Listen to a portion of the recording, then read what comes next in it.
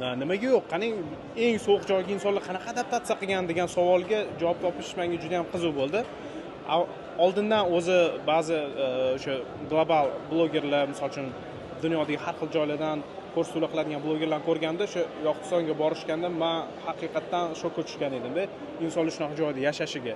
Va o'zi birinchi bo'lib borib insonlardan so'ramoqchi edim. Nimaga ko'chib ketmaysizlar bu yerdan? -50 da yashash nimasi mazza deganimda, misol uchun deyapti, sen Toshkentdan ko'chib ketasan, u yerda ham havo juda ham iflos-ku deyapti. Ya'ni xuddi shunga o'xshagan savol. Sen shunchaki havo iflos bo'lgani uchun narsalaringni tashlab ketmaysan-ku, oila a'zolaringni, ishingni yoki boshqa narsalarni. Inson biz shu yerda tug'ilganmiz, bizga bu sovuqlar yoqadi. Ya'ni biz bu sovuqlardan maza qilamiz. Bu sovuqsiz hayotingizni tasavvur qila olmaymiz deyapti-da. Ya'ni bu savol juda ham nima desa bo'ladi, sodda eshitildi. Men hozirdan o'shanga borib o'rganganimdan keyin shu narsani tushundim.